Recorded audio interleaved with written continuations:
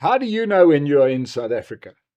You know you're in South Africa when an entire parliamentary ad hoc committee, the whole committee, flies all the way from Cape Town to Pretoria to set up the whole parliamentary committee meeting with microphones and screens and so on, so that you can hear one particular prisoner testify.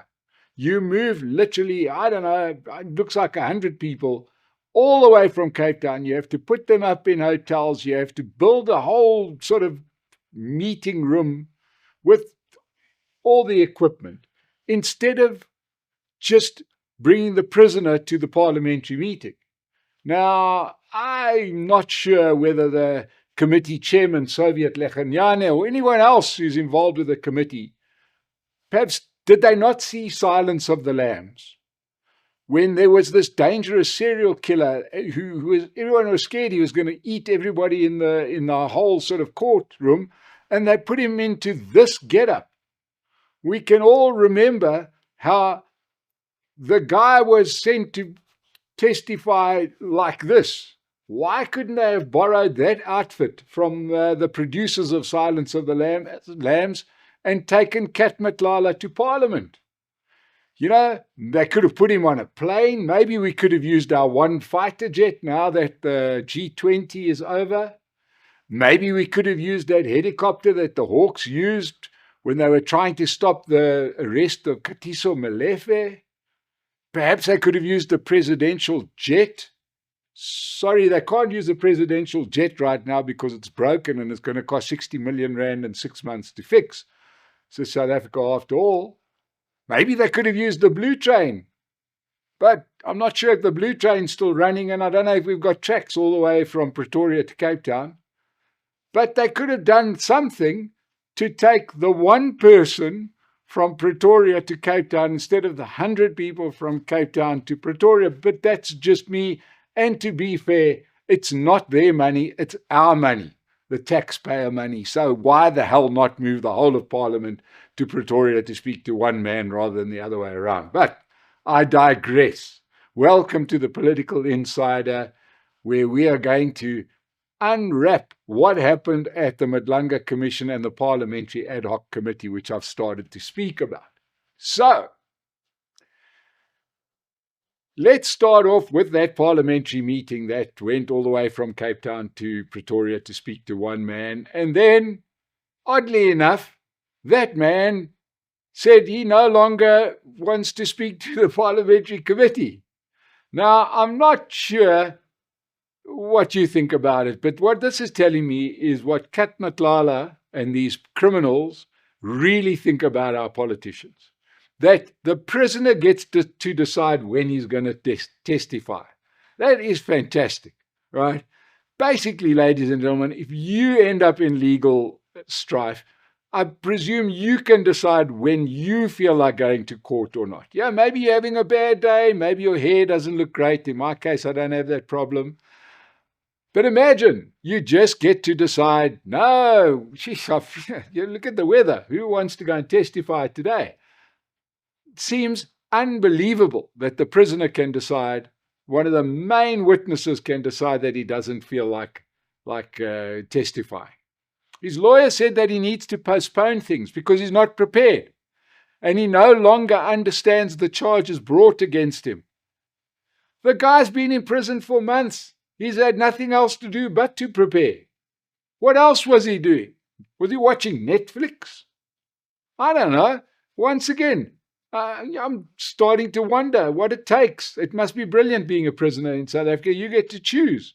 If you're the criminal syndicate, you maybe just phone one of those politicians that you're always in touch with, or the guy that you were spending millions of rand to get him elected as the next president of the country. Maybe he needs to convince you to appear.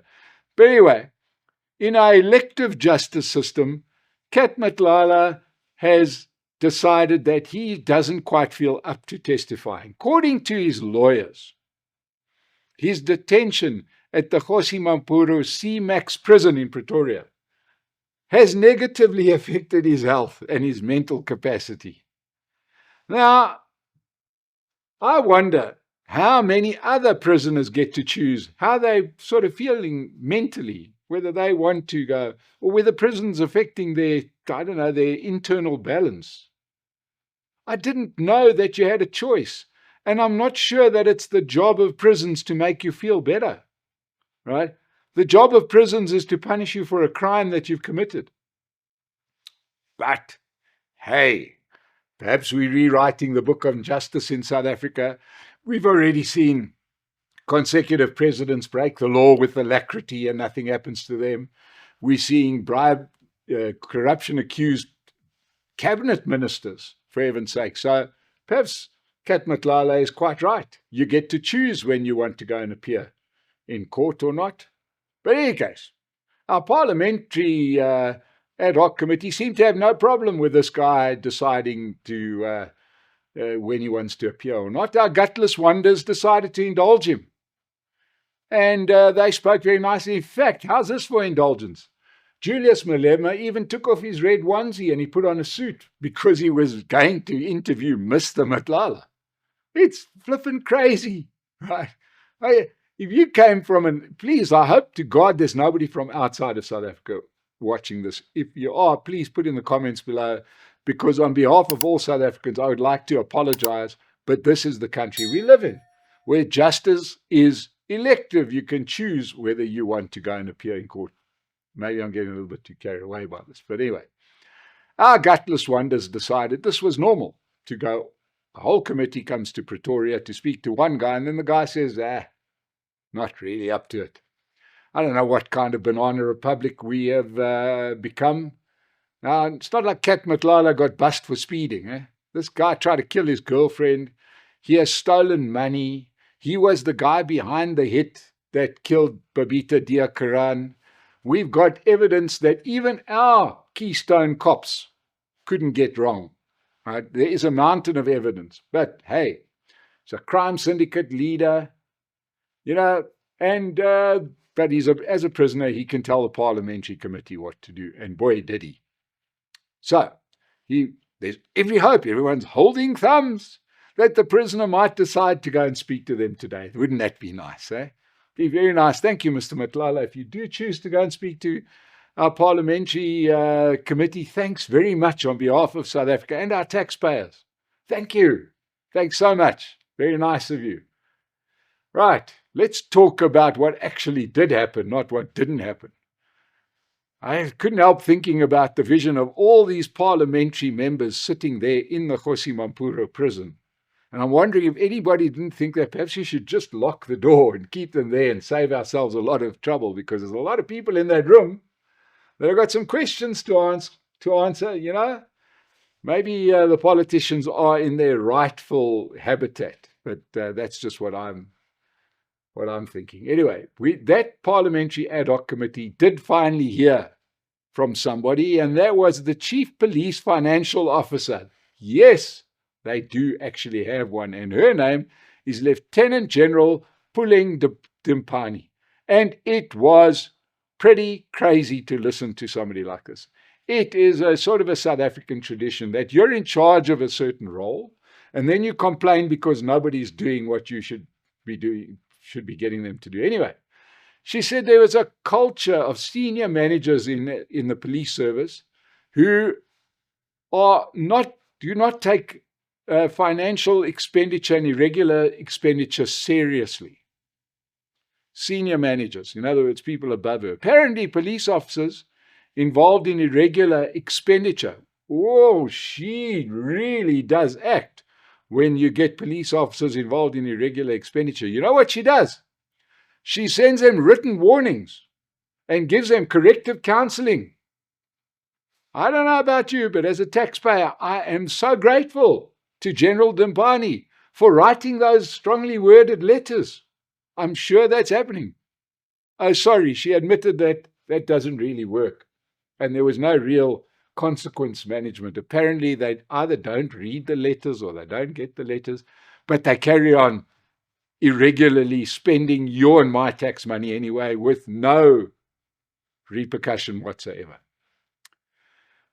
But don't fear. Apparently, there's a forensic investigation. Oh, a forensic investigation. That's when you go through every line with your finger, right? And you go and see the regular expenditure into the SAPS contract that Kat Matlala, one of the most renowned criminal masterminds in South Africa, got a contract for 360 million rand from the police. And there's a forensic investigation as to how he got the contract. You've got to remember that the guy didn't just get the contract. He already got paid 50 million rand before he delivered anything, which he ended up delivering nothing. Right? Now, this is like, listening to her, I couldn't help thinking that this has got all the traces of, remember that mess of Cyril Ramaphosa sitting in the White House explaining that we don't have farm murders. In fact, we just murder everybody. This was the woman saying, no, 435 million rand was spent on the PKTT, this political killings task team that was stopped. But we waste a lot of money on a lot of things. This wasn't, in the scheme of things, a lot of money because we were wasting it all over the show. Now, listening to this person, you want to just despair. And as a taxpayer, you've got to say, at what point does somebody care about us and the way our money is wasted? SARS held the country to ransom, saying, give us more money so that we can collect more money, and they've been good to it. I wonder how they feel watching the police blow money everywhere without any consequence at all. But anyway, this General Dimpani was there. She seems like a nice auntie. She gave the whole story, and she can just keep on writing her strongly worded letters. I wonder when our police commissioner, Fani Masemola, is going to be held to account, because isn't he like the CEO of the whole police service? Perhaps that's just me. In any case, with that parliamentary ad hoc committee, we hope and pray that Mr. Matlala deems it fit and appropriate to appear before the commission. I don't think it's going to happen, because if you can get away with it one day, why not get away with it the next day? And he would be a mug for going to sit in front of that commission. I don't think it's going to happen, but maybe I'm wrong. We also had the Madlanga Commission.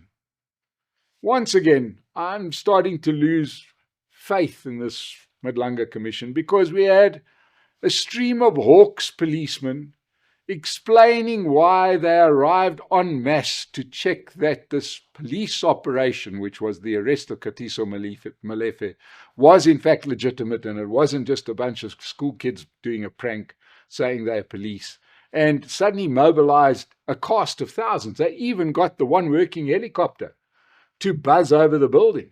The same helicopter, remember, you could maybe use to take Kat Matlala to Cape Town, just a thought. But anyway, Scouts honor. They weren't trying to interfere with the arrest of Katiso Molefe. No, there'd been problems with false police, people claiming to be policemen. They weren't police before. It seems like the person behind the whole instruction for our Hawks to suddenly mobilize was the ex-Hawks head, Godfrey Labia, who seems to have a few questions to answer. He seems to come, maybe he was the sort of Yoda to Shadrach Sabia. In any case, the Hawks, definitely, we know which team they're on. And all these policemen followed the instruction, even though they'd never done anything like that before. So we are spending a lot of money, in excess of 500 million rand that we know of on this Madlanga Commission, to hear the same thing again from a whole lot of different policemen. Okay, can I just do a shorthand for Justice Madlanga? The Hawks tried to interfere with the arrest of Katiso Molefe. There you go. Move on. Let's get to the real people. Let's get to ask questions of senior politicians. Why does Cyril Ramaphosa say he doesn't know Hangwani Mamela, and then there's video evidence of him in the guy's house? Why was the Johannesburg Deputy Mayor, Kenny Kunene, caught twice at Molefe's house? Those are the real questions we want to know, right? We want to know how a hospital can be robbed, how the Gauteng Health Department can watch 2 billion rand and one of their accounts people getting killed and do nothing about the looting of the Tembisa hospital. That's what we really want to know. Get to it, man. Good Lord. Let's stop the continual bit part players supporting actors. Let's get on with what we want to hear. And let's remember where the crime is happening. And just back in the real world, let's remember that most of the money that gets looted from local government and provincial government. Not really national government, because they really just give the budgets down to the other level. And it came as a massive surprise when former head of the Johannesburg Metro Police Department, David Tembe, pitched up dead yesterday at his home. Just expired. Circumstances are unclear, they say. Right? I presume this is about as unclear as when the former Minister of Police decides to swan dive out of a Parisian hotel from the 22nd floor. Unclear. Maybe he was depressed. Who knows? But here's a guy who's in the eye of the storm, right? Suddenly there's commissions. The guy just dies. Okay. We really need to keep an eye on local government, because that's where the money's being stolen from. Tembisa Hospital was stolen from the Gauteng province. Now, the real thing that should be concerning us isn't the stupidity of a whole parliamentary committee going to Pretoria to speak to somebody who doesn't speak to them. After all, we live in a country where the president, our very own president, sold imaginary cattle to an imaginary buyer. So imaginary stuff is part of what we do. But let's talk about real problems. What has happened to the allegations against acting Gauteng Judge President Aubrey Ledwaba for corruption last month? It all made a lot of noise, and if it's proven, it's very, very serious. Well, we've heard nothing about it, but now it's emerged that a Gauteng High Court judge, Portia Patlane, has been arrested for corruption. She was presiding over a case of succession in the International Pentecost Holiness Church. Now, these churches make a lot of money, and there's a couple of factions. Somebody dies, now suddenly there's a whole lot of factions that say, I'm the natural successor. She received more than 2 million rand in kickbacks to rule in favor of one of the factions. And apparently, this judge was renowned because she said she got a threat on the telephone. Well, little wonder you got a threat on the telephone, Judge. And she was swanned around with a security detail who sat in the courtroom while she judged other people instead of judging herself. This sounds like a low-level, low-budget mob movie where you can buy judges. Now, if South Africa becomes that country, we are really in big trouble. But I don't know where we're heading to with our judiciary. I think that our Judge President Mandisa Meyer needs to do something about it. And let's start with hearing about Aubrey Ledwaba. Right? A low-level judge like this has got no price. If you're Kat Matlala, you can get to decide whether you want to answer questions or not. This High Court judge, if it was politically motivated, nothing would happen to her, but she took bribes in a normal old crime matter. At least the wheels of justice do turn, but they usually turn against the poor and the unpolitically connected. Clearly, this judge, Portia Patlane, wasn't well connected politically, so she's in trouble. Right. So you've got to say that in South Africa, to get arrested, to get convicted, you have to either be very unlucky or very poor. But if you run a crime syndicate, you get to decide whether you're going to answer Parliament's questions or not. Must be nice. Thank you for joining us on The Political Insider.